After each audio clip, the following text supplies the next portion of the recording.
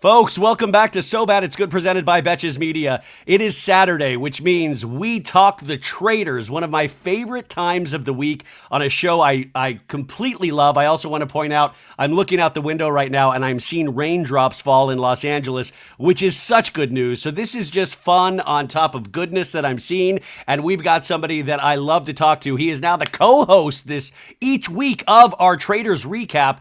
Not only has he been in The Traitors last season, but he was also on Love Island USA, where he found love. You'll be able to actually deceive with him on the upcoming Cruise of Deception, which I will link in the show notes. He's also on Cameo. Just an all-around awesome dude. Carsten, Bergie, Bergersen, welcome back. Thank you for having me. This is one of my favorite times of the week. It's like I get away from studying for like an hour. This Saturday when we do this, and then Thursday night when I get to watch Traitors are like the two highlights of my week. Yeah, no, I agree. Like I was talking to my therapist and I was like, I was so busy this week, and she was like, what do you have this weekend? And I said, you know what? It's pretty much just an enjoyable weekend. And I was like, I don't even consider this working because I love talking to you and I love talking about the Traitors because it is a show. It's one of those shows that I look forward to, and I keep thinking about throughout the week of what's going to happen. Yeah, and it's just like, I can't wait for next week's episode the way this one ended. Even though this episode wasn't probably the best episode that has come out this season so far, it felt like if you watch just like normal television, this was like a filler episode. Yeah. It's like that wasn't enough. I wanted more from this episode, but I'm still super excited for this next episode coming.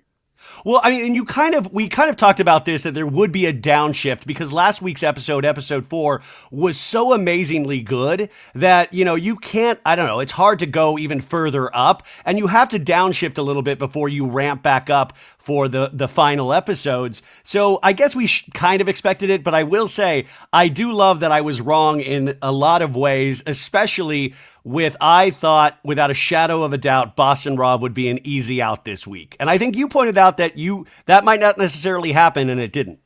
It didn't, but I was still expecting it. And then the way this episode was unraveling as we were watching it, I was like, there's like 4 people that could get banished this episode, and I have no idea who it is. It's like, it was between Nikki, Sierra, Boston Rob. I actually thought Danielle could have gotten herself banished, and actually Carolyn could have got herself banished. I was not sure. Oh yeah, Danielle. Sorry, I was confusing with the big brother with Ashley. I was like, yeah, Danielle. Can you agree with me that I think Danielle is playing the sloppiest, worst game ever? It is so annoying I'm sorry. I'm sure you're a lovely person, Danielle, but it is so annoying to watch her work. Would you agree, or do you think she's making good moves? So this is funny. I was like, what's Dan's name from Traitor Season 2? Like, what's his full name? And it's Daniel, and he's like the big brother legend. And I was like, Danielle, and Daniel are yeah, like, they're both right next to each because he other. played a sloppy game too. I know it. And it's like, I loved watching Dan play last year, especially because I knew he gave us Phaedra. And I was like, I don't even care that Dan did this. But now watching it as a viewer, it's so infuriating. It's like under your skin. Like, I'm flabbergasted, and I don't want to just like shit on Danielle. No. But like she's doing terrible. And I think too, like, you think of like Michael Jordan, he was a phenomenal basketball player, but then he goes and tries to play baseball and he's not as good. Yeah. I think this is like the big brother to Traitors that we see. Like, Cody was a terrible traitor. He was the first out. Dan was the first out, and maybe Danielle's going to be, well, she's not going to be the first out. Bob the drag queen's gone. But it's just crazy watching these big brother players come and go do Traitors, and they cannot perform well on Traitors. Yeah, at this point, if I was playing the Traitors at that next round table, I would be like, you cried ridiculously in the first episode immediately. There are so many weird things about Danielle that not only the Traitors themselves are seeing about Danielle, but the actual faithfuls. I think it is so obvious at this point. So my prediction, and I was wrong last week, is I think Danielle will be going this next week. I think it's an easy layup for everybody to get Danielle because you give them a traitor, and everybody is going to be able to come down on her, including Carolyn and Rob, if Carolyn can somehow trust Rob, because at the end of this week's episode, she said, I don't trust Danielle or Rob. Yeah, and it makes me so nervous because I've loved Carolyn's game so far. So like, good. So good. Nobody's listening to her. She has like the perfect reads. And I am going to be so freaking pissed if I really, Carolyn's going to gun for Danielle. But I feel like Danielle's going to gun for Carolyn, and it's going to be super suspicious, and it might end Carolyn's game by her getting rid of Danielle. That's what I'm super worried about. That's such a great point. So she's got to, because Carolyn, I don't think it's necessarily a character she does, but she leans into her actual nervous tics, which I think works perfectly.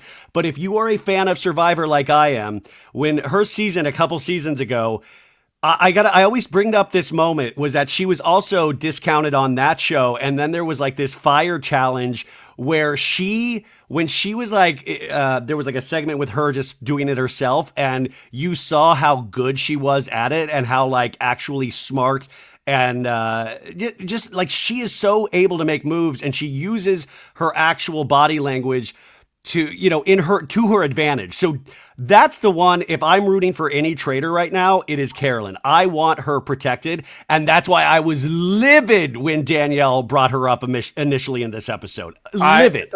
And I have Carolyn's number, so I was texting her while I was watching it. Yeah, I could not. So So how do you know Carolyn? So Carolyn is from Minnesota. She lives like 20 minutes from where I used to, so I'm in Bismarck, North Dakota right now. But back when I was, taking my gap year from school, I was living back in my parents' basement. And as Carolyn, you do. Yeah, as you do. And Janelle lives like 30 minutes away from Minneapolis. So we kind of all met in Minneapolis right when she got done filming Traitors last year. And I don't want to spoil anything either.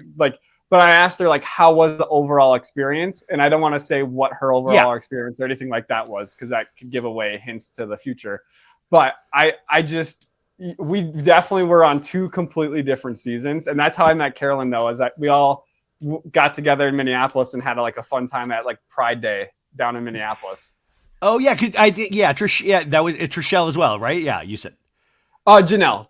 Oh, Janelle. But you've hung out with Trishelle too, right? Not since filming Traitor. We filmed in New York and when we were doing the reunion and stuff, but I haven't met Trishelle outside of Traitors, but we still text periodically. Trishelle and and by the way, I do want to point out Bergie does not know who wins the Traitors. He has no information in that sense. Carolyn never gave him I don't know anything in regards to that. So, don't worry. We don't know the answers to that. So I just know what her overall experience was, but I am seeing what her overall experience was as I'm watching this, nobody listening to her. And, she had not the easiest time. But that's why it's I keep thinking about the casting of this show. It is brilliant casting because somebody out there has to watch every reality show, every pop culture thing, and know that Carolyn, how she played Survivor, would work well on the Traitors because of her personality. And I think it's just that brilliant move. And I do want to point out the differences in the Traitors of last season to this season, because we keep bringing up Phaedra, and Phaedra, like Alan Cumming, the host, really commits to the bit. She was let's murder. It was all devious. We've got different Traitors this season. Boston Rob is strong, but he's not effusive in his evilness. He's more laid back. Danielle is a mess, and Carolyn is filled with great facial reactions. There's an annoyance factor, but nobody is playing that Phaedra type character, which I don't mind because there can only be one Phaedra. But it is interesting for people to compare the two, and I don't think you can compare Traitors. They're all going to be different.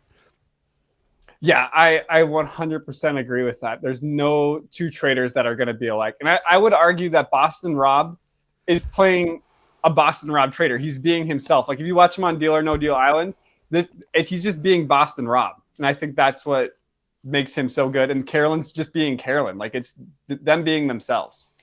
Yeah, I mean, just comparing Danielle to Boston Rob, there is no comparison, unfortunately. Is that Boston Rob is just made to do these shows. And even though he has all of the cards stacked against him, and like we said last week, it was an uphill battle, he managed to survive this episode. But each week is going to be a struggle for him. But you want somebody like Boston Rob in there because it seems like he just gets excited about a new challenge and figures his way out of danger, because now he's got Wes and Derek onto him. And those are two really strong players. Yeah, and I'm curious to see how he's going to shake this off because I think a lot of people still believe like they probably have their journals from like last season when we all got journals in our room, and they've probably written down one of those three guys have to be a traitor. And I think now they've laid the coffin theory to rest. Like one of the people in the coffin was a traitor because I don't think they're going to go after Shereé this next week. I don't know. I think she's going to be up because Shereé cried at the round table immediately afterwards and goes, "Oh, I'm next." And at this point, they're also paranoid potentially that I could still see some push for Shereé because remember, Wes went in thinking Shereé and Derek was still Shereé, even though they voted for Nikki. Yeah, but I do think Derek and Wes this next episode will probably be pushing the castle to go after Rob. I think they can get it. Okay, yeah, I totally see why you're saying that. But let's also, as an audience, say this show tries to trick us, the audience, as well. So the very last scene of this is Derek and Wes talking and saying, Rob, I think it's Rob. Do you see him at the round table? He's looking at all of us. His facial reactions don't change at all. So Peacock lets us see this, and then they show the trailer for the next week's episode, and you see Carolyn and Danielle going after each other. So they want to throw us off with that. I think they are going to wait another week to push for Boston Rob. That is just it. If I wasn't wrong, I was completely wrong last week. So I'm going to go out on a limb and say they're trying to deceive us with the editing. I think Rob's going to last another week, and they're not going to put suspicion on him. I also think Derek and Wes know that if they go after Rob, then because they're a shield for Boston Rob right now, because people are thinking it's one out of the three. If Boston Rob murders one of them, then it's a 50-50 shot. One of them's a traitor. Yeah. If you see what I'm saying. Like, so I think Wes and Derek are also really good game players where they know that once they get rid of Boston Rob, they're up for murder again. Because I think Boston Rob will protect them throughout the season until the very end, you know? Yeah, I mean, these traitors agree on nothing, but if you're in that turret at the end, who do you think they're killing tonight? Because Shereé and Dolores both earn shields on the challenge. Oh my gosh. Okay. That's a great question. I don't see them. They should definitely not murder Wes or Derek because that 50-50 shot with Boston Rob and then Wes or Derek, depending on who's murdered out of that group. And then so there's Gabby. I don't know. Like, I honestly, it's so these three different personalities as traitors. I have no idea which way they're going to go. I would just say probably the safest people are Wes and Derek this week. Because if they do that, but I feel like it's Wes or Derek. That strengthens the other one's thing that it's obviously Boston Rob. I almost would go with Trishelle. In a sense because obviously, I mean, you could also put suspicion on Trishelle in the next week's episode if you want, but I don't know. Like, I think you've got to do that. It's a really tough one I keep going back and forth on because you don't want to do Sam Ashgari because Sam said, I'm coming for you next, Boston Rob, at the round table. So if they killed Sam Ashgari, the rest of the faithfuls could be like, oh, he was coming for Rob the next round table, he said, which is wild because I didn't think Sam would make some sort of bold statement like that. And it's like, why not come for him today if you think he could be a traitor? Like, why are you waiting for another day? Listen, man, Sam might not be working with the fullest deck. Let's just give him, who knows? Yeah, because it's like if you really think like waiting one more day, do you think the traitors are going to murder him now? You just put suspicion on him. The traitors would definitely not murder him now.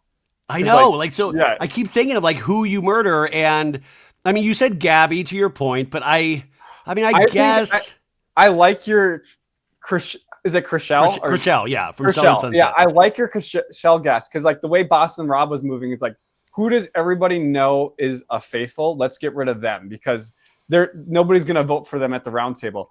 But I also disagree with their murdering Robin last week. Like, I was like, why are you murdering Robin? She was throwing out so much random shit that I know. Later on, it was going to come and bite her in the ass. Like, she was going to be banished eventually. Like, it'd be so suspicious. Like, you've been wrong all season throwing out names, throwing us off our trail. But it also is so funny it is weird that they try to get all the housewives off. And I don't think they're necessarily gunning for housewives, but it is funny because the housewives, I mean, I love the Housewives. That's what I talk about most of the time. But at the same time, they're not an overall threat in terms of gameplay. So it is so bizarre. And I thought Dolores at this round, she didn't need a shield. I feel like she would not have been sent home at all at this point. I just think it was just random that they all went with Housewives. Yeah, and I feel like Dolores now too. She has no one to work with. They murdered all of her friends. Well, Dylan. Well, Dylan. Yeah, she's got Dylan. But I'm saying like out of show experience, like all of her allies are gone. And if I was a faithful with Dolores, I'd be like, there's no way she's a traitor. Why would she murder all of her fellow housewives or allow that to occur? Like, yeah. Now everyone knows Dolores is also a faithful at this point. Like, you're not going to be like, oh, I don't think Dolores is a faithful. She murdered all, or a traitor because she murdered all of her friends. Like, that wouldn't make any sense. And also, you can't, I mean, if I was Rob, you can't murder Lord Ivar or Bob H because they both said Rob at the round table as well. So if you take one of them out, those are the two that floated that theory of like, hey, maybe let's look at Boston Rob. Maybe let's look at this, even though they weren't flatly. I mean, Bob H was like, it would be badass. It would be badass if you were like made those moves. So he was more complimenting Rob, but those are threats to Rob as well. So that's why I'm saying Trishelle, because it's the only one that you can't necessarily tie back to Rob.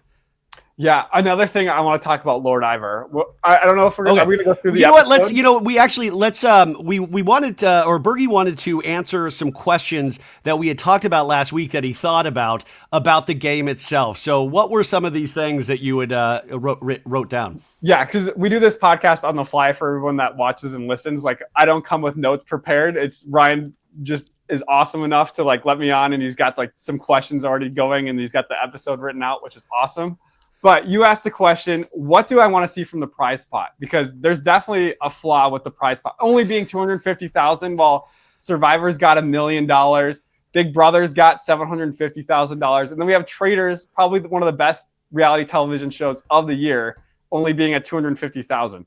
So what I would like to do is I want to keep the prize pot the same, but for the faithful, there's like a kind of a bounty. So every time a traitor is voted out by a faithful, each faithful that voted for that traitor at their banishment is awarded $5,000. Oh, so like, there's a little bounty. And then I rewatched Bob the Drag Queen get voted out. So in this instance, 8 faithful and 3 traitors voted for Bob the Drag Queen. So the 8 faithful would have all been awarded $5,000 each for getting Bob the Drag Queen out. And this would help, like during the clown challenge this season, they lost like 20 or 30,000. So it's like, it could just be the makeup for like money lost during challenges, because you're not going to get the full 250,000 either throughout the season. So I think this is like, because Peacock's got money, they can afford this. This is by the way, number one unscripted show across all cable. I mean, this is a streaming service, but it is the number one unscripted show at this point. So from where they started with season 1 to now, it's gangbusters right now. So they have some money. It is ridiculous because like you think season 1 to season 2, we doubled on season 2 what the audience, the viewers were on season 1, and now season 3 has almost doubled it again.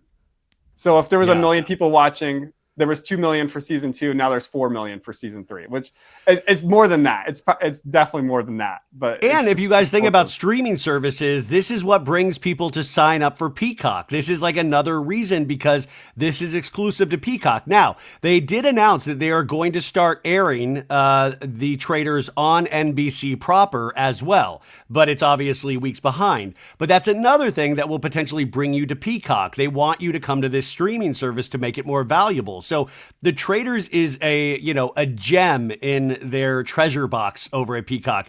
And it's just great because people are talking about this show. And that's great for a streaming service to get people over there, especially when you have competition from Netflix, Hulu, Paramount Plus, Apple TV, all of that stuff. So what else do you have, Bergie? Okay. Going back, you banish your first traitor. Let's say I voted for Dan. I got $5,000. But then I banish Parvati, my second traitor out, I get awarded $10,000 for my second traitor voted out. For my third traitor out, I get awarded $15,000. So if I got 3 traitors out in a season, I'm individually awarded $30,000 for getting traitors out. So, but that's if they get out, not if you voted for them. Yeah, not if you vote, because then you're like, oh, I got $5,000. They're definitely a traitor. It's only when you vote for them to get out. And they get out. Okay. So, and like, I think this would be cool. Like under your master interview, when you do your individual, they say like, Dylan Efron from, what's the show he's from?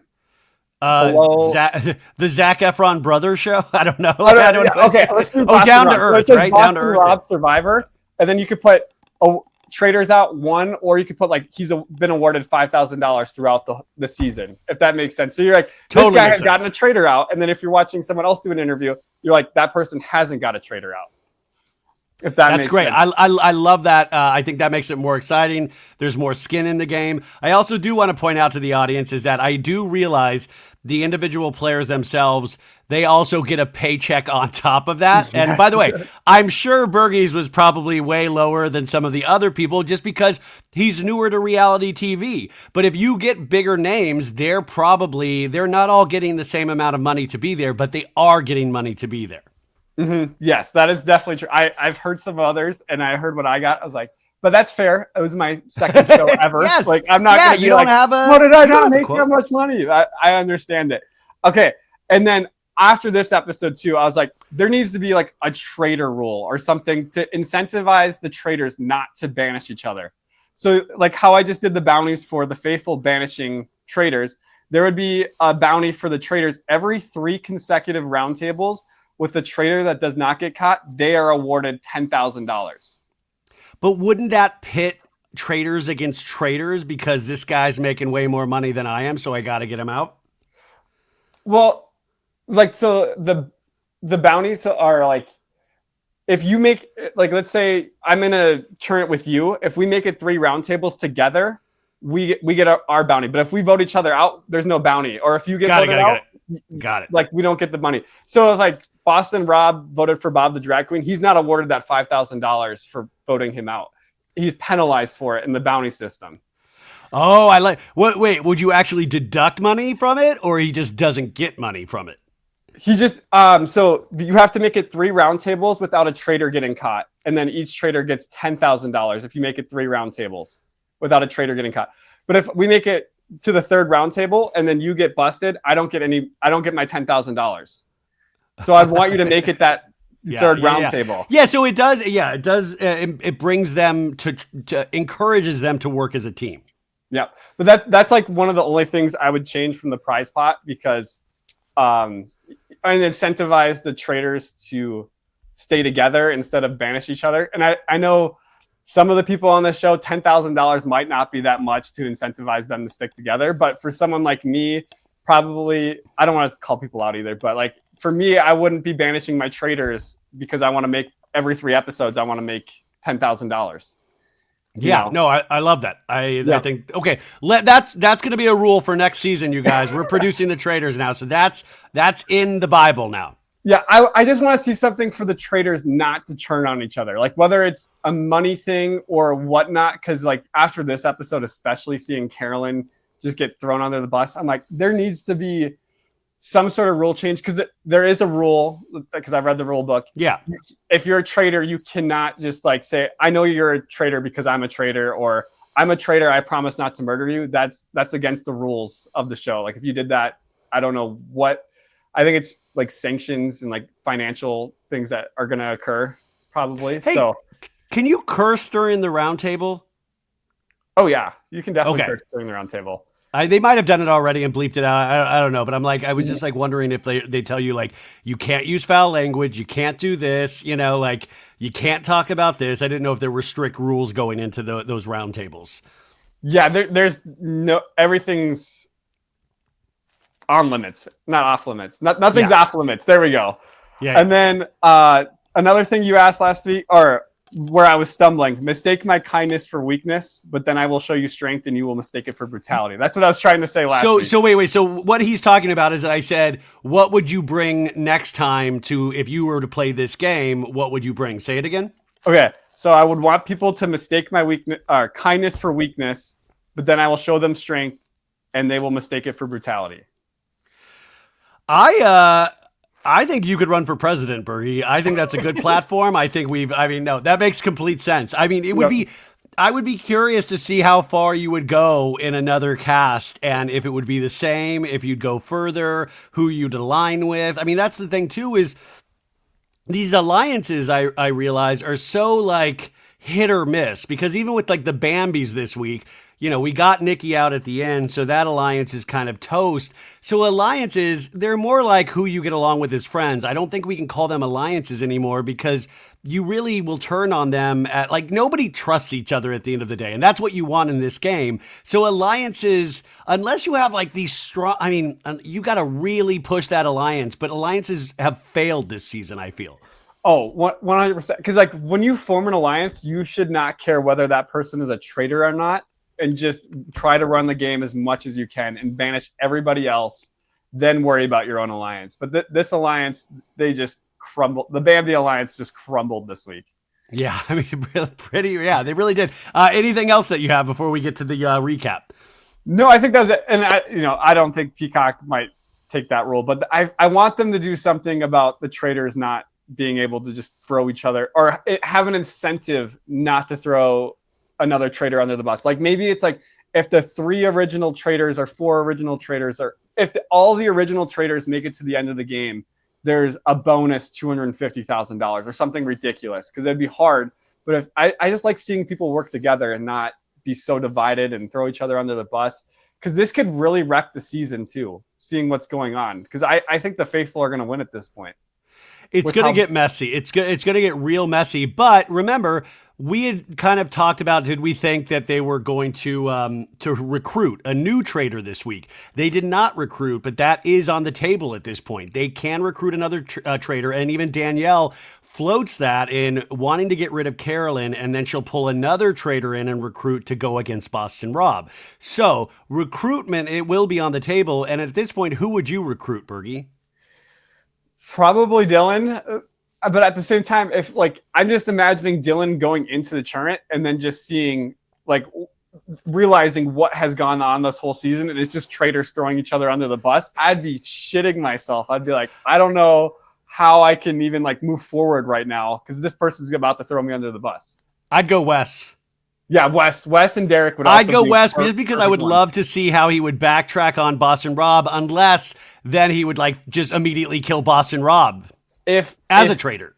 I'm going to say this. If Danielle banishes Carolyn or whatever happens, I could definitely see Boston Rob recruiting Derek or Wes and then throwing them under the bus. And then he's like, we got one of the 3 guys that were a traitor.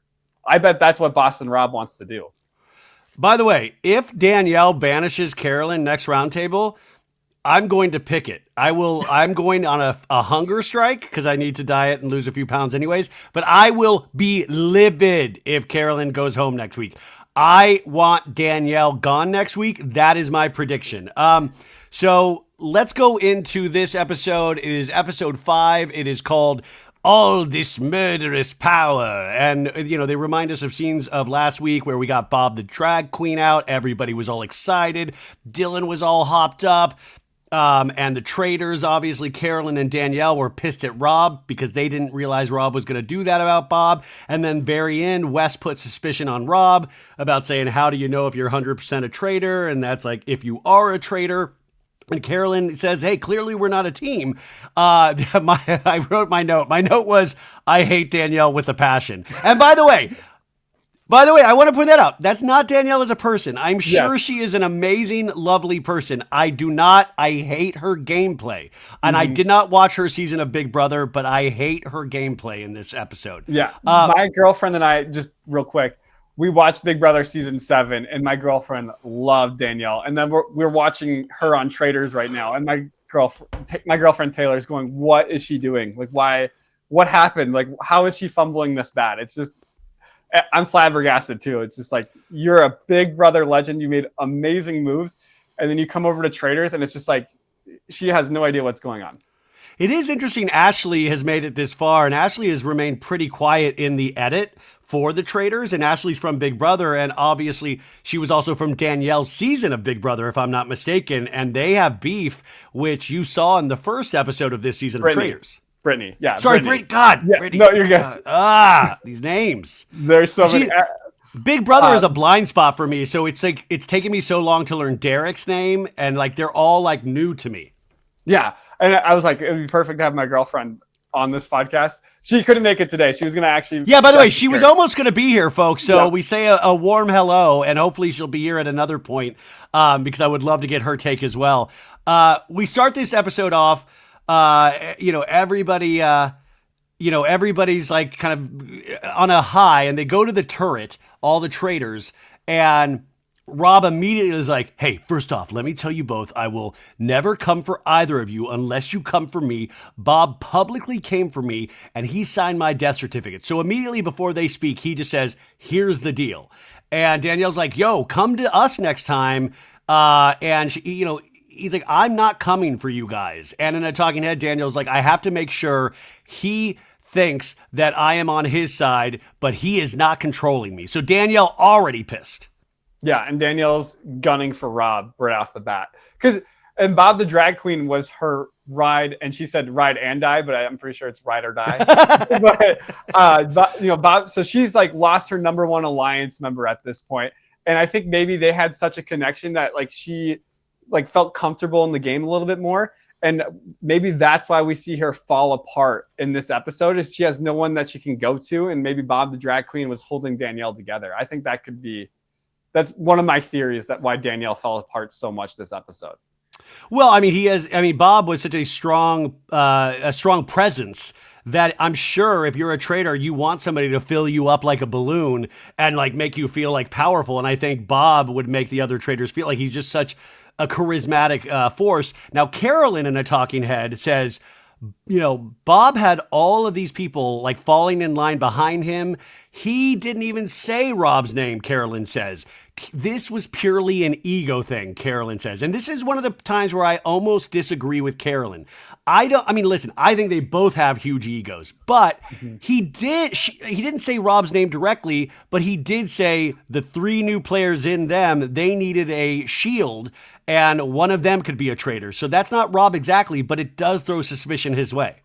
Yeah, and Carolyn mentioned this on her podcast this week. She's like, I never heard Bob the drag queen say one of those three new guys is a traitor, because now she's like, I screwed up there. I didn't hear that. But like the game happened so fast, I didn't even realize it. But I did at the time think it was an ego thing. But now watching the episode back, she doesn't think it was an ego thing. That's so. I didn't even realize Carolyn, Carolyn has her own podcast, which now I'm going to go listen to today because I can't say it enough. I'm in love with Carolyn. Team Carolyn, ride or die, ride and die. Ride and die. So now they have to pick who they're going to murder tonight. And he's like, what's the game plan? And he knows that the other traitors aren't with him. He knows they're cagey with him right now.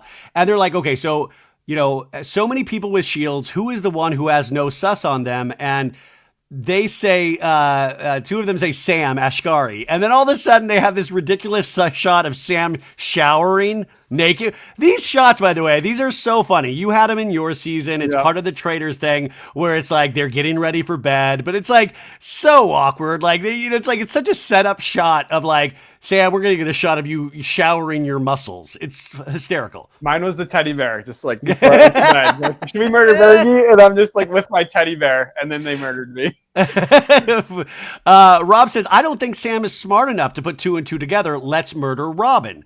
And we get a shot of Robin brushing her hair, a ridiculous shot of her brushing her hair. And Carolyn goes, no, Robin. And Rob says, no, it'll cause chaos. And Danielle and Carolyn say, let's do Gabby to break up the Bambis, Gabby Windy. And Rob says, they don't even vote the same way. We don't need to do that.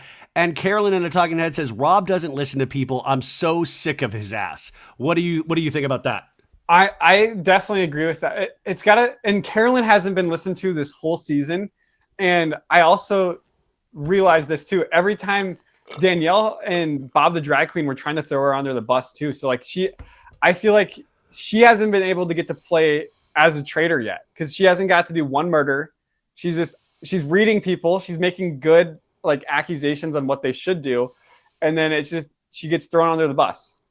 Yeah, I mean, that's a great point. And the thing with Carolyn is you're right, because in playing as a faithful, it is such an advantage for people to not listen to you, because then nobody can be like, oh, she's pushing her agenda. But as a traitor, since Carolyn is a traitor, give Carolyn the ball. Let's see what she has to say. Let's try it her way. And that's going to build trust between the Traitors, but I think at this point they just don't want to trust each other, so they're not going to give Carolyn the ball, so she's going to have to steal the ball. But as a faithful, it's amazing that nobody listens to Carolyn, because then nobody can suspect her as suspect her as a traitor. So I think it's, advantage and disadvantage. It's working in her. It's kind of like Phaedra last year. She never like really pushed the murder, and it never really got pinned back on her until Dan said her name. And this year, Danielle and Boston Rob have really been pushing the murders, and it's not getting back to Carolyn because it's people that she wouldn't murder either. So it's kind of working in her favor. That Phaedra point is great because, exactly right. She didn't put out people, but then when she was accused, man, you do not want to go against Phaedra, because Phaedra will talk you under a bus. And that's what I don't want Carolyn to have to defend herself, even though I think she will have to in this next week's episode. I'm curious how she'll do it. Like, she's not going to be a Phaedra, but I'm curious to see it her way, how she does it. Yeah, I'm also worried too. Okay, well, let's just keep continuing. We'll continue. Let's just continue. I'll bring it up later. Danielle in a talking head says, we have to get him banished at the right time, referring to Rob. When you take out a mafia guy, you got to be the silent assassin. That's how you deal with Boston Rob. Now we make our way to breakfast the next morning. First people in are Danielle, Dylan, and Sandoval, who, by the way, another great outfit from Tom Sandoval. He's got the little page boy news cap. His luggage has finally arrived at the castle, and he is looking dapper. I'm telling you, you guys all called me crazy because, like, when they announced this cast, I said, I get everybody hates Tom Sandoval, but trust me, he is going to provide comic relief. You are going to want him as far into this as you can go, because he just, he makes you laugh. He's not funny. You laugh at him because there's a ridiculousness factor. Do you agree? Well, I thought he looked like Voldemort today. So you, by the way, Bergie loved it. Bergie's like, sharp look, man. But I just cracked me up because he put so much effort and thought into his outfits, even in Vanderpump Rules. So he was like sitting there piecing together outfits, which it just is always. It's funny to see what he, because he had the aviator look last week with the leather jacket and the shades. So I appreciated the look. Dylan tells them that Bob the drag queen speech, his heart was in his throat until the very end because he didn't know which way it was going to go. And then Trishelle, Wes, and Bob Harper come in. Bob Harper says there is such a high because they got a traitor out. And Tom is like, yeah, dude, I knocked my chair over at the end. I was so excited. Wes says, man, it is crazy to know that 2 or 3 of them that clapped when Bob the drag queen went out are probably traitors. So I thought that was interesting that Wes said 2 or 3. So Wes doesn't know if there are 2 or 3 traitors now. It could be either for Wes. Yeah, well, and you never know. Like my whole season, I thought there were 4 traitors because I thought they picked 3, and then we knew they were going to get to recruit that first night.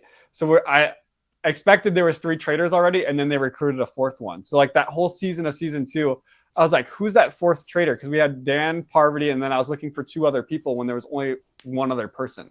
So like that's like a disadvantage of being a faithful. You don't know how many traitors there are while you're playing the game. Got it. Oh, so Boston Rob comes in. He has a sports jacket with a backwards baseball hat, so he's dressed up. Dolores and Ashley from Big Brother. Then we have Nikki, Sierra, and Derek come in. And then Nikki in a talking head says, I still obviously have heat on me. Nikki and Ashley think that Gabby is the one that got killed last night to kill the Bambi Alliance. Then Carolyn and Lord Ivar come in. And Bob H. makes a comment about Carolyn going, she always comes in so disheveled. And we get, Carolyn had so many great looks to the camera this week, like she was on an episode of The Office. She would like look directly in the camera and she would just look so annoyed. And I love that Bob almost is kind of like, oh my God, she's like not even with it half the time, which just plays into her game so well.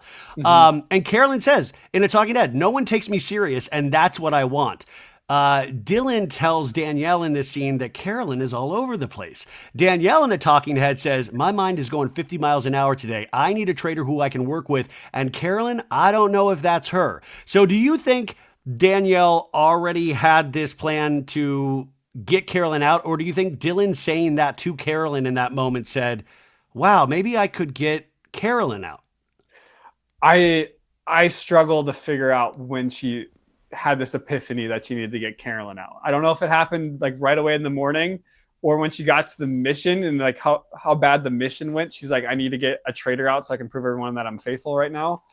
And I also just question, like, why get Carolyn out? Because like then you go back to the turret and then you have to agree to disagree or find the connection where you and Rob can agree on someone to recruit. Because Rob's going to be in that discussion. He's not going to pick someone to recruit that's going to try to banish him.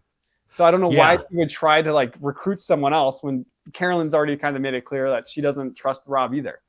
I wonder how long the longest turret session has gone without a decision.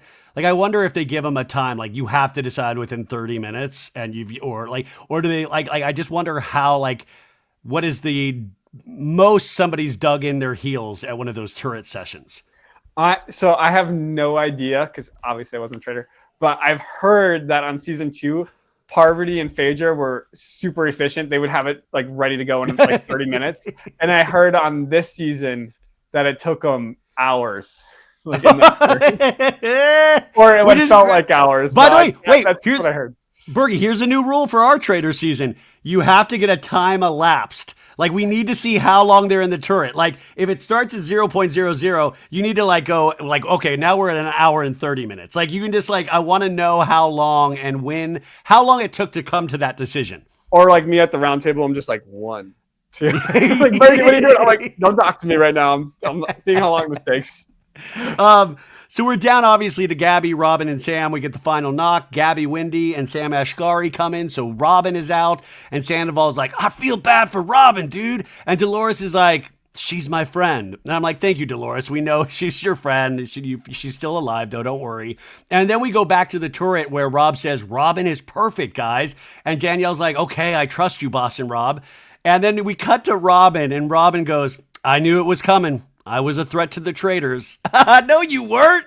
Are you kidding me? I'm still baffled why they murdered her. Because last week we were talking about why is she just throwing so many names out and like all over the place. And she was so for Bob the Drag Queen. She was like, I swear on my life it's not Bob the Drag Queen. Yeah. And like, I think Gabby would have been like Carolyn. I don't know why I side with Carolyn all the time, but she's got the perfect read. Let's get rid of Gabby because Gabby's really not doing anything. And Robin, I feel like would get herself banished. I will tell you, when they threw Gabby's name out, I was crushed just because I love watching her on TV and I follow her on TikTok and I find her very entertaining. But Gabby would have been the better move because Gabby, I'm telling you, I think Gabby's going to make some move in this game that's going to like break something open. I think Gabby, because Robin, you can throw suspicion on still because she did go so hard for Bob the Drag Queen. Mm-hmm.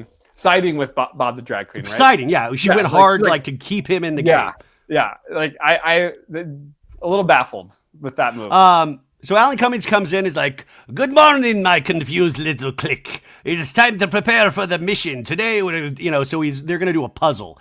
And Dolores thinks she needs S.H.I.E.L.D. logistically because they're coming for the housewives. And Lord Ivar at the breakfast tells Carolyn that Wes came in with a pretty good theory last night. How do you know 100% who's a traitor? If you're a traitor. So now Carolyn knows that this has been floated about Rob. And there was this really hysterical moment on the way out of breakfast where Sandoval's eating. And Bob Harper, who used to be on The Biggest Loser, is like, Tom, stop eating so much. Put that down. And Sandoval's like, oh, no, dude. And he's like, he's like, you're going to have lunch. He's like, I don't even want lunch, dude. Like, I love that Bob Harper was fat shaming Sandoval at the breakfast at the end. Yeah, and he joked about it, but it was obviously a joke, but it was hysterical. And I used to watch The Biggest Loser with my dad, and it was just like, for a brief second, I felt like I was watching The Biggest Loser again.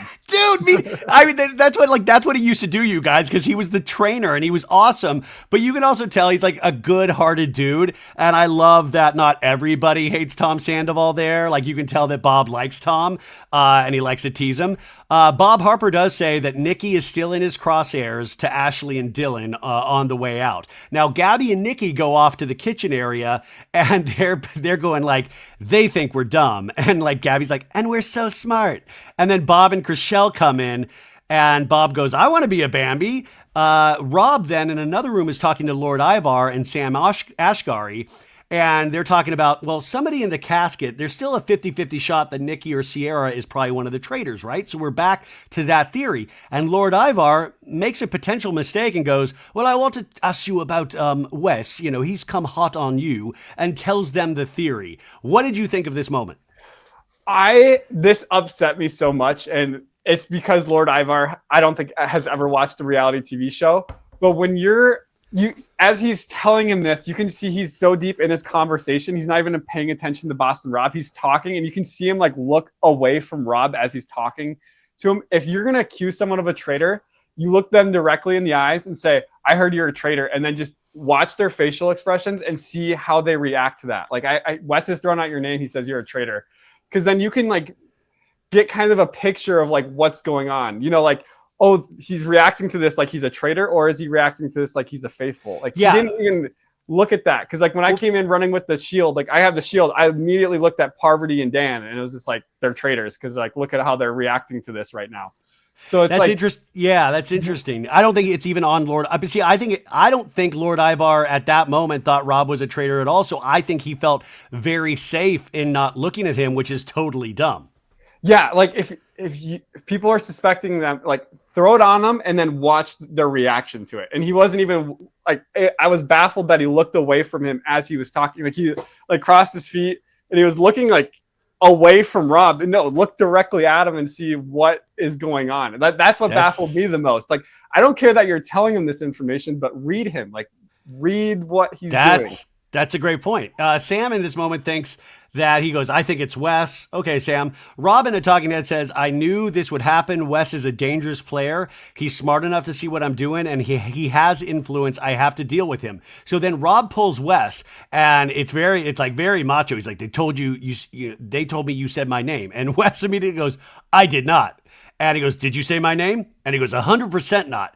And it is so funny, this back and forth. And then Wes finally goes, no, I was commenting that you had like big balls. Like that was like a big ballsy move.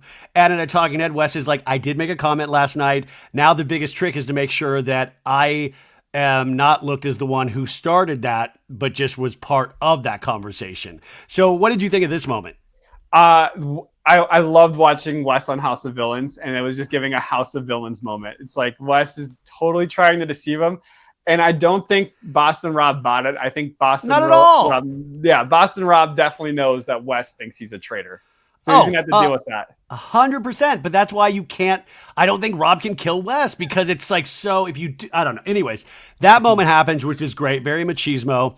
And Rob pulls Carolyn, both two traitors, and Rob just wants to reiterate, Carolyn, I will never do you wrong. And Carolyn's like, but that's scary to me. In a talking head, Carolyn says, but why wouldn't I feel like he's going to come for me? Which is totally valid. But do you think Rob is telling the truth? Like, do you think he's like, I won't come for you, Carolyn? I think he's telling the truth in this instance, especially right now. But like, I started watching Survivor recently, and you see it all the time where someone's like, don't worry, I'm not going to come for you. And then they vote for you. So yeah. I understand Carolyn being paranoid about this move going on right now, but I think Rob is being genuine. Like, he's not going to go for Carolyn. Yeah, I think at this moment, Rob does need people to work with as traitors. So I did not think he was going to come for Carolyn. Carolyn now pulls Danielle, and they're, like, what do you think about Rob? Like, what do you think about Rob? Danielle in a talking head says, I am concerned Carolyn and Rob might have a Survivor alliance. Clearly, they're working with each other. I need her gone, then I can get another traitor to get out Boston Rob, and I'm going to throw Carolyn under the bus. And this is where I screamed. I was like, how dare you? There's no Survivor alliance. You know what? I bet that was the moment Danielle flipped, was when Carolyn went to her and said, Boston Rob's coming to me. And I bet like she was taking it as a double bluff. Like, she's telling me this, but she's going to come for me soon. So I need to go for Carolyn. I bet I'm guessing that was the moment right there where Danielle's like, I need to get rid of Carolyn before I get rid of Boston Rob, which still doesn't make sense, but I think that was the moment. Yeah, no, you're probably right, actually. I just think it is still a stupid move on Danielle's part. Okay, so now we get to the car rides on the way to the challenge. Shereé in her car says it's me or Nikki at the round table tonight, probably, that'll be up for banishment.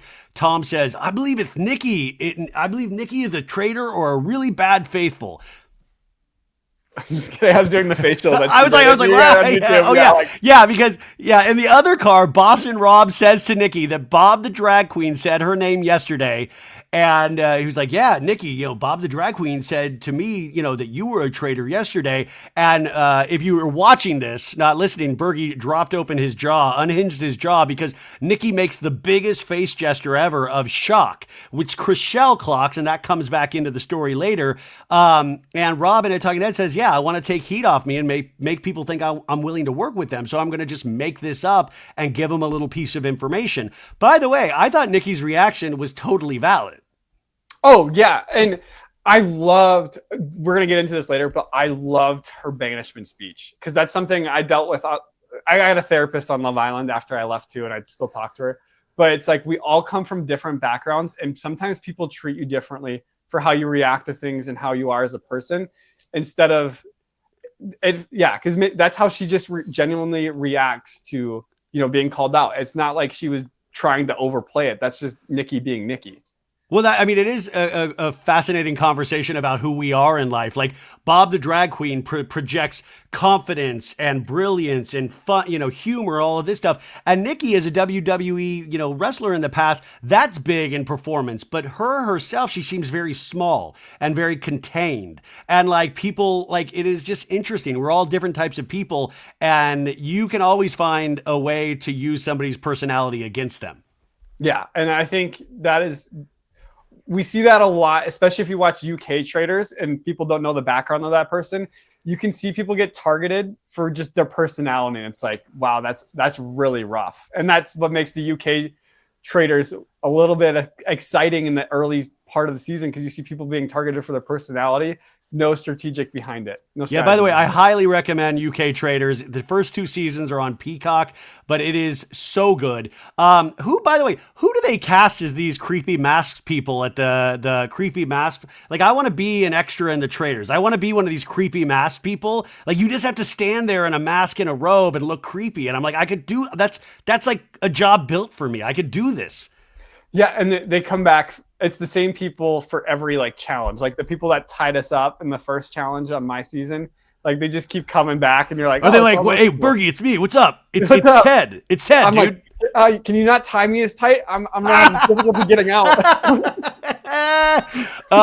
So they all are at this church, and I will say there's a great Alan Cummings is looks like a beautiful gay Statue of Liberty. It's a beautiful costume by Sam Spector, and it is so they do a great shot. Alan is just in full glory, and he's like, welcome to church. And the game is, it's going to be to read a riddle. And if you think you know the answer, first player steps over the line, picks the urn with the correct answer. You smash it into the stone circle. If it's gold, you get 2,500 in the prize pot. If it's not gold dust, you will be banished from the rest of the mission. So there's all of these labels and all of these urns.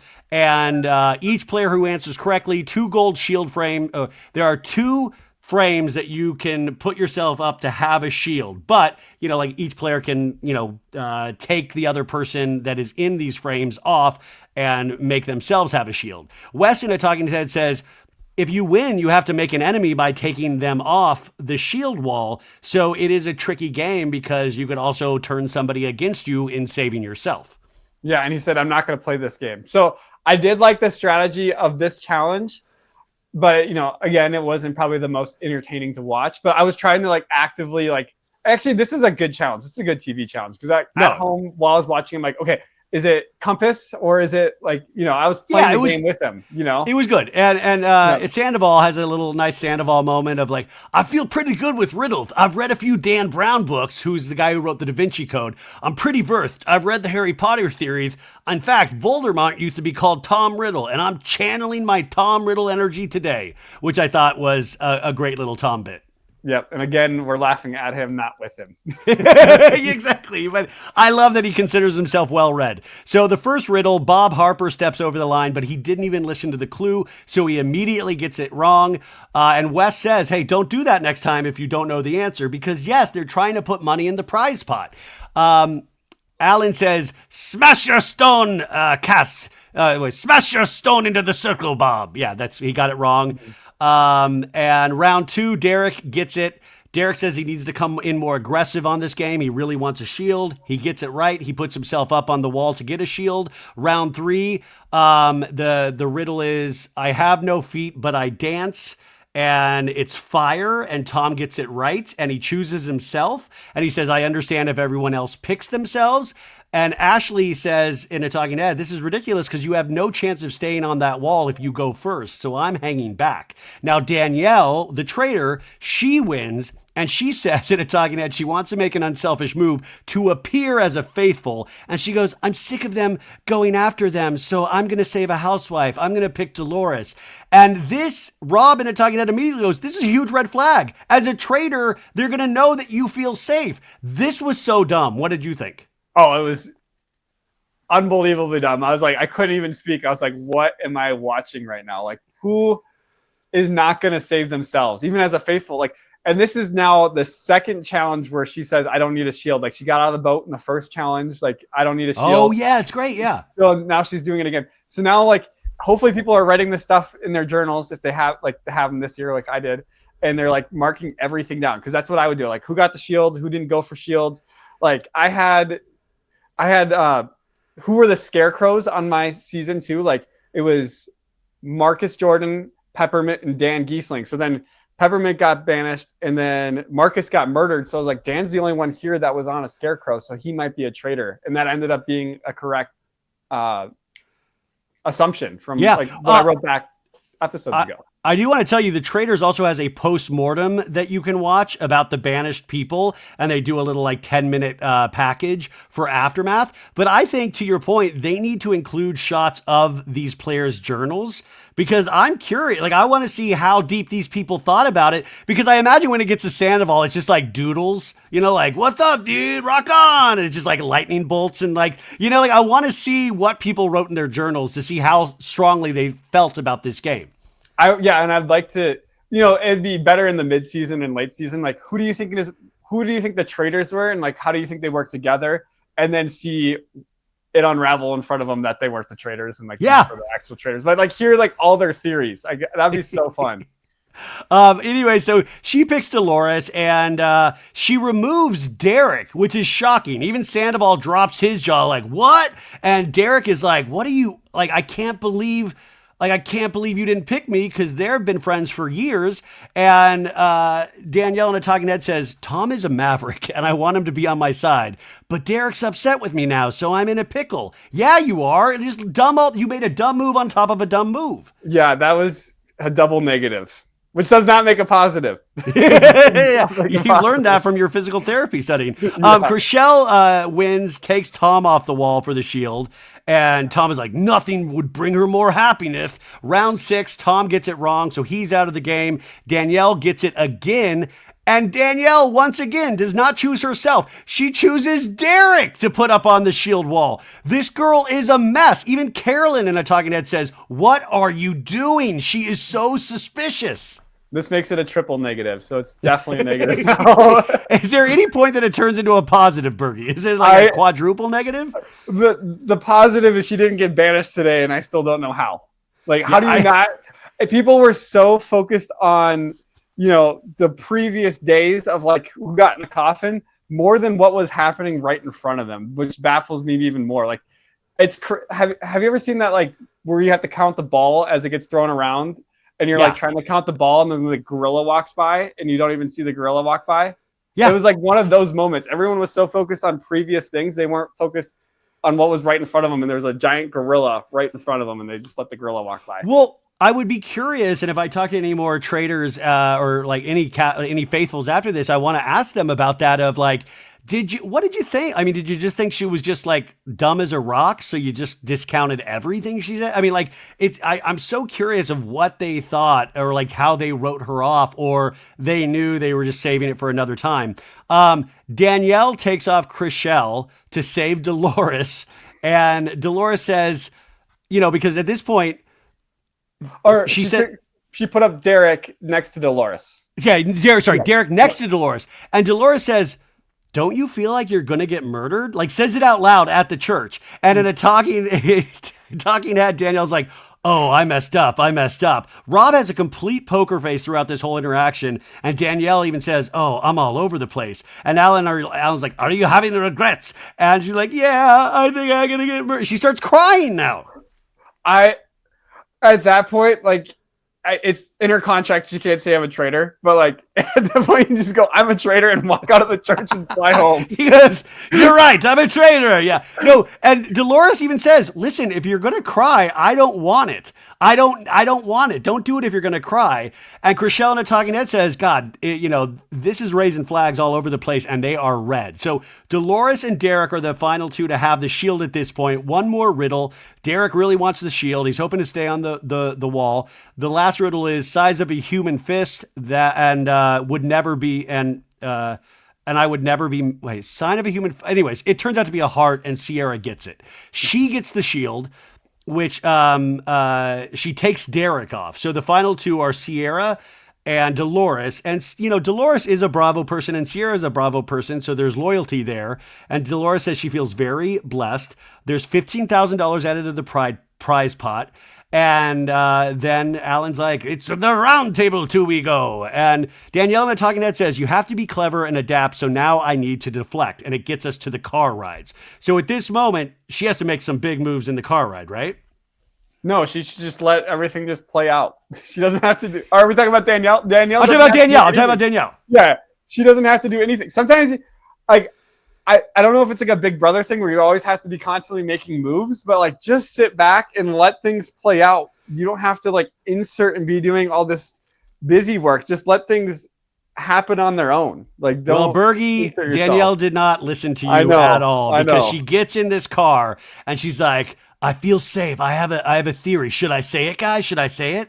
I think the Traitors left Shereé and Nikki as buffers to throw us off. I think a traitor is female, and I think it's Carolyn. That's my theory.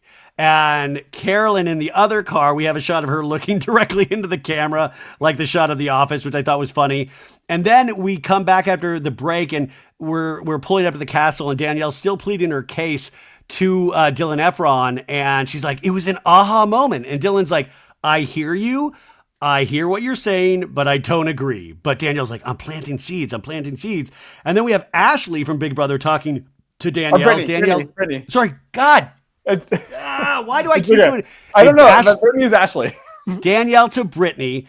And Danielle's still doing this thing. She's like, I spent a lot of time with Carolyn, Brittany. And Brittany's like, she's not capable. And they're like, that's why I think she would be great. And this is what makes me nervous for Carolyn, because it's like if Brittany was watching Carolyn or Danielle, and we haven't seen a lot of time where Carolyn and Danielle are in the same room. You know what I mean? Like if I was Brittany, I'd be going, what is going on right now? I don't ever see you with Carolyn. What are you talking about? Yeah. And also too, when Danielle was doing this, her eyes were coming out of her socket. Like, don't you see it? Like, I was just like, it was crazy town. It was crazy town. Yeah. So if they ever played a game together too, and she knows Danielle, that would be a major red flag to me. Yeah. And Danielle then keeps going. She says, by the way, Ashley, Carolyn said your name. That's what I'm trying to tell you. My spidey sense is tingling, and she made it to the finals on Survivor. And that's the first time where Ashley was like, well, that might have legs. That might have legs. That might have Oh, my God. Now it's like a thing. Brittany. No, but also, too, like, I don't know what it is with, like, these very strategic players. Like, they're saying your names. Don't you feel threatened? You need to vote for them because they're going to vote for you. Like, I don't get that theory, because there was people in the Traitors Castle that thought I was a traitor like MJ, but I never felt threatened by MJ, so I was never going to vote MJ out. But you know what I mean? Like, why does, like, they're saying your name, are you going to vote them out? Like, you should really vote them out because they're saying your name. Like, that's not going to incentivize me to, like, vote them out of the game. And if anything, as a faithful, you want someone thinking you're a traitor, just so that way the traitors just don't murder you because you have no suspicion on you either. Yeah, that's what Peter and Kevin were doing last season when they voted for each other. It was just so they have a little bit of suspicion. So like when the traitors go to the churn, it's like, who has no suspicion on them? Well, Peter and Kevin think they're traitors, so let's not murder them because they could banish themselves later on. Yeah, no, I agree with that. So she's making a mess of this. Trishelle then pulls Rob in another scene, and Crishelle's like, I have a theory, but I'm scared to share. In the car, Nikki, she made a face in the car. When you said that Bob floated her name, Nikki, her face it is pinged in my brain, and it sent ice down my veins, and it's like pulling a piece of yarn, but I'm so close to her as a friend, and I feel like I know something big, but I didn't want, like, she is unraveling, and to Boston Rob, who Boston Rob must be thrilled at this point. Yeah, well, and also too, the other thing though, he is contradicting himself because when he was riding with Nikki, he told Nikki straight up, Bob the drag queen threw out your name yesterday, and I know you're not a traitor. But now it's like he's switching up. Like he didn't switch up here either. I think he told Trishelle that he doesn't think Nikki's a traitor. I think. Yeah, he said I think he was doing it to be like, okay, you put the thought in my head. Like you're going to lead this charge to put suspicion on Trishelle at another point, maybe. I don't know. That was something. But you're right. It is weird. In another room, Wes says, I was 95% sure it's Nikki, and Rob says it makes sense to look at them, but who knows? Derek says, Boston Rob is on my radar. I've seen a shift in his demeanor towards me, but I'm focused on Sierra tonight. And Sandoval says, it does make sense that a traitor would be in the coffin, you know? And by the way, he's eating while he's saying this in front of Bob Harper. So but Bob didn't say anything this time. Nikki in a talking head says, I know I'm a faithful, so these traitors are trying to play everybody, and it's frustrating to see. Gabby says she has Nikki's back. And then we get the song like, follow me down into the valley of night where all the flowers bloom. Rob feels anxious. He needs to steer the boat in the right direction. That is not him. Alan comes into the round table. Trust everybody and trust nobody. Tonight you will use your heads or your hearts. And then Lord Ivar starts and he says 3 names. 3 names are on the pot tonight. One is Nikki, one is Sierra, and one is Rob. Rob went after Bob pretty comprehensively after a theory put forward, only a traitor would know a traitor. I have no personal skin in this, but why are you not a traitor? Do you think this was a smart move on Lord Ivar's part? Yes, I do. I really do, because it then it gives everybody time to speak. And this is something I did on my season, is like, I threw out names to start the round table in episode 3. I threw out Dan's name, and I was just like, okay, defend yourself. And then it gets in the individual game. This is great for Lord Ivar. As a faithful game, it's terrible because then everybody's gonna be focused on these 3 names, and then there's not gonna be like maybe a 4th or 5th name getting thrown out. Yeah. Throughout the round table. So he put the focus on 3 people right off the bat, which wasn't himself. So it was a great individual move, not a good move for the faithful. Rob says, I am 100% a faithful. I felt conviction to Bob because, listen, he felt threatened. You know, you project when you project back on what you get, and I charged at him, and he threw the thing right back at me, and that usually means somebody is lying, which, by the way, is kind of what Rob does himself. If somebody projects on him, he projects it back as well. So he also said that Tony from Survivor in a previous episode, he went everywhere on his suspicions. He says, I was quiet until I knew for sure, and we got a traitor. So Rob defended himself. How good do you think he defended himself? I would say actually pretty dang good to convince everybody. Yeah, I thought that was a really good, convincing argument. He didn't get worked up either. He said it very point blank. Yep. I thought Boston Rob did amazing for getting everybody off of his skin. Besides Sam, because then Sam was like, if you're here tomorrow, I'm going to banish you. Yeah. Which I was like, Sam, why would you throw that out there? Well, and then even Nikki says, the first thing out of her mouth, she goes, I don't think Rob's a traitor. Why would you say that at all? Like, leave everybody on the table. I think that was a dumb move for Nikki to say, because it was right after Rob got done talking, and it's like all of a sudden Nikki saying, I don't think Rob's a traitor when there's suspicion on her. That was dumb. And he goes, you are a great game player, but it's not a great move to take out one of your own. And I was like, Nikki, why are you going this hard for Boston Rob? You just need to be worried about yourself at this moment. Yeah, that is super true, because it's just like, get the suspicion off. Like, one of you 3 are going home at this point. Don't take a person off the table for everyone that was going to vote for him to vote for you or Sierra, because now you're making 50-50 instead of a 33% shot. Ciara defends herself at this point. She's like, I know I'm a faithful. I was caught off guard after the coffin thing.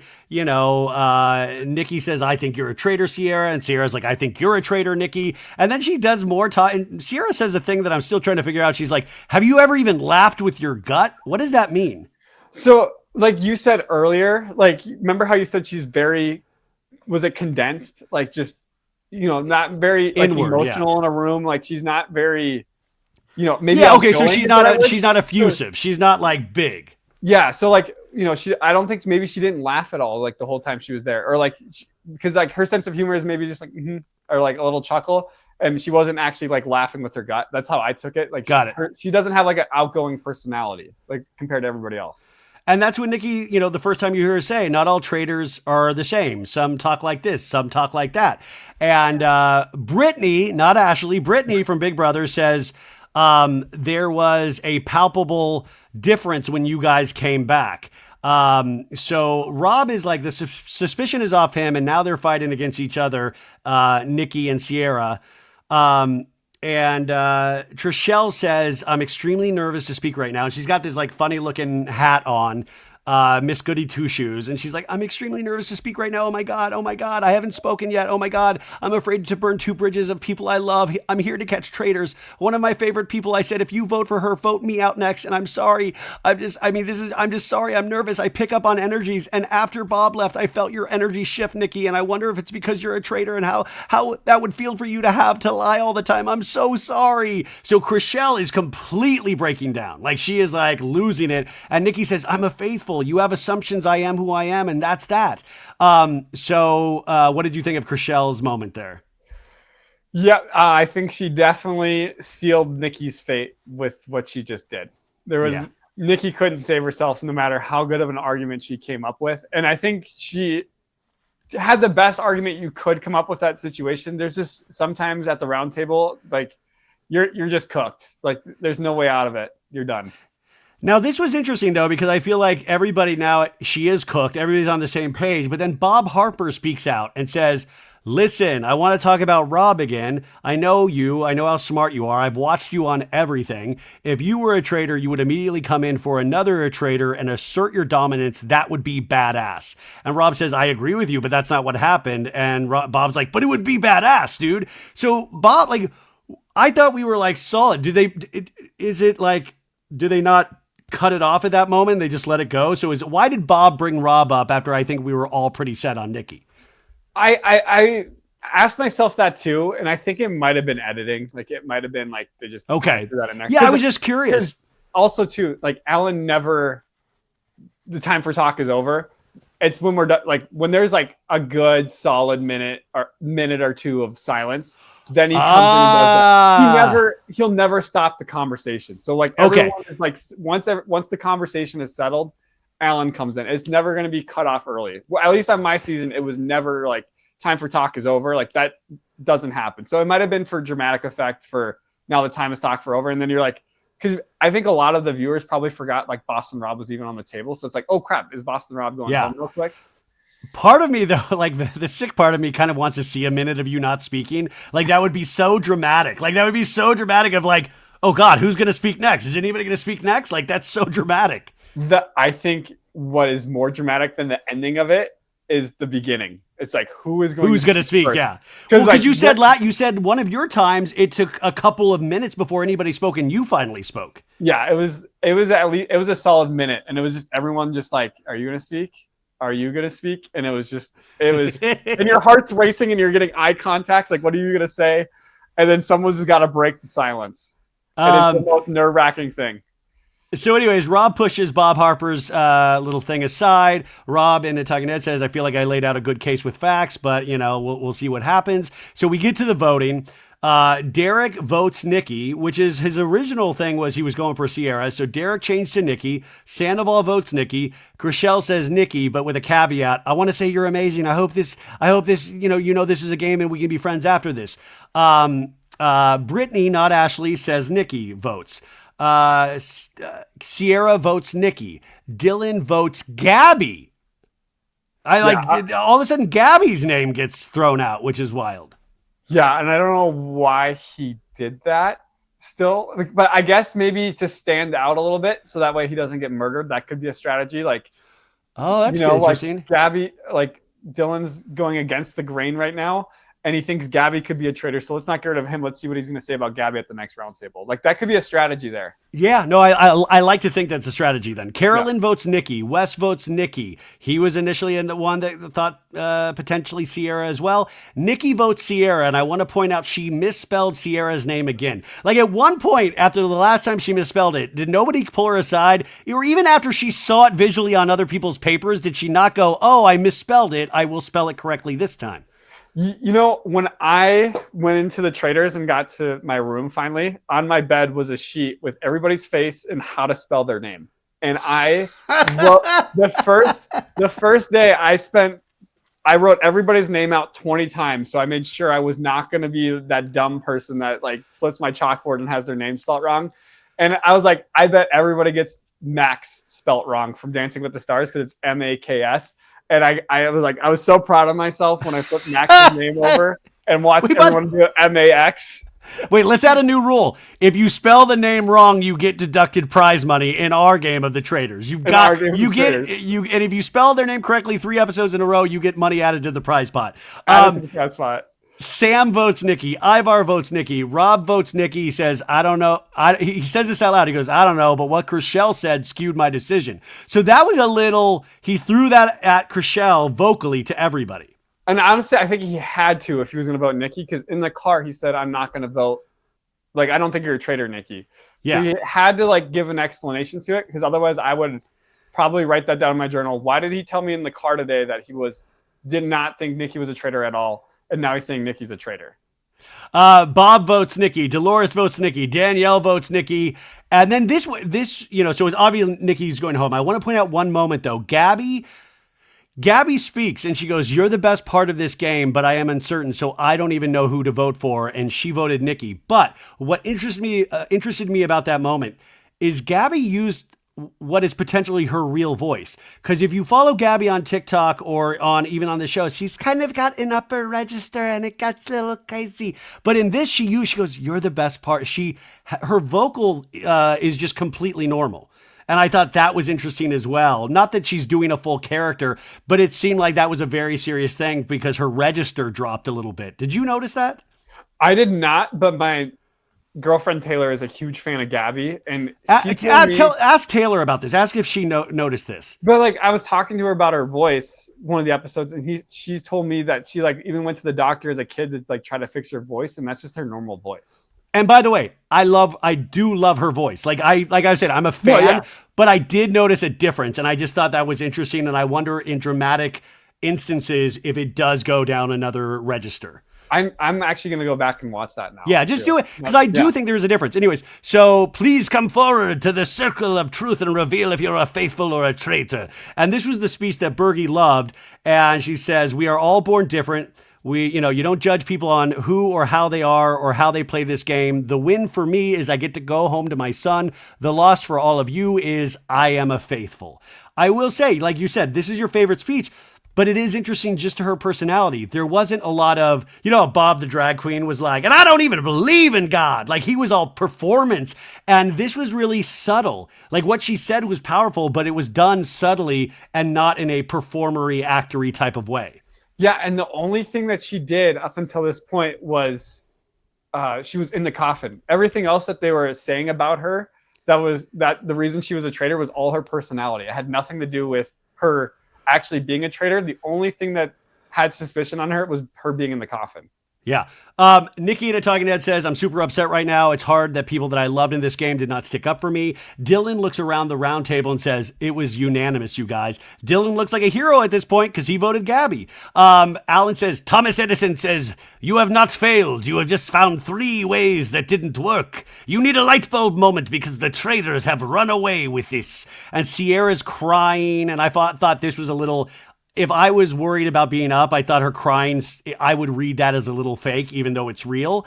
And then Tom de Trishelle says, I know you don't like me, but I really respect that you spoke up against Nikki, which I don't even know, but you were wrong. Why would you respect that? And she says, I was wrong, or What did Trishelle say? She said something, and then he's like, "But I respect it," and it just made it worse. Yeah, I know. And Trishelle said she feels terrible. She sent her best friend. She wishes she fought harder. Trishelle comes out and apologizes to Gabby. Says, "I know you're mad at me." Gabby's like, "No, I'm fine with you." And Trishelle says, "I feel like I pushed this one over the edge." Derek at this moment is our last kind of thing and pulls Wes and says, "There is someone we're all missing. I'm going to be real with you, Wes. I do think Rob is amazing. If you watch his eyes, he's looking at all of us. He's always on. If I'm the traitor, I'm like, fuck that guy. I would kill him. If he's smart, he's murdering me tonight because I'm coming for him," Derek says. Dylan and Carolyn, this is the last moment. Dylan and Carolyn talk, and Dylan says, "Listen, I have someone who's coming to me about you. It's like, I don't know if I can say." And she's like, "Say, I won't say anything." Danielle put your name out, Carolyn. And she's pushing for you. And Carolyn in a talking head says, "Danielle is throwing my name out. All day I've been thinking about Rob. It's Danielle causing all the chaos." And Carolyn goes, "I'm just trying to find people to work with, Dylan." And Dylan totally believes her. What did you think of this amazing moment? Well, first off, she's eating cereal. Like that made it 10 times better. And you can just see her as she's eating the cereal, just like the reaction to it. I was like, that is like the perfect human reaction to finding this out. And I truly believe Carolyn is just trying to find people to work with. She like has nobody to work with right now. She's being left out of conversations probably. And she's known as the cuckoo one, but she's also playing up that cuckoo role. And I do like that. I feel like her and Dylan are going to become best buds in this situation and work. She's going to hopefully find the way out of this and maybe recruit Dylan. I'd love to see that. I love that thought. And I do, like when I was in acting class, we used to do this thing, or we called it the new truth. So if you were auditioning to play like a murderer on CSI, you would just take the audition material and you would just act it as that you weren't the murderer. Because you're, you wouldn't be like in your head, like, I'm the murderer, but I'm lying to all of these people. You would just have thoughts of, I'm not a murderer. I didn't do this. It's called playing the new truth. So Carolyn is able to play her new truth of, I am a faithful. I literally just want people to work with, and it works. But she finds out the mole is from within, and Danielle is trying to get her out of there. And Carolyn says, yeah, man, tell her to bring it to the round table 100% next time. In a talking head, Carolyn says, I see what you're doing, Danielle. I'm not sure if Rob knows about this. I don't know if I trust either of them. And now let's go into this turret and say, who we want to murder. We want to murder each other. Working together is over. And then we have previews for next week, and we see Rob and Carolyn.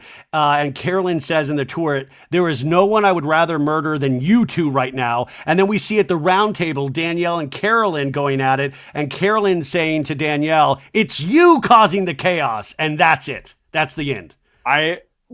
Like I said, this episode felt really long this week, especially after episode 4.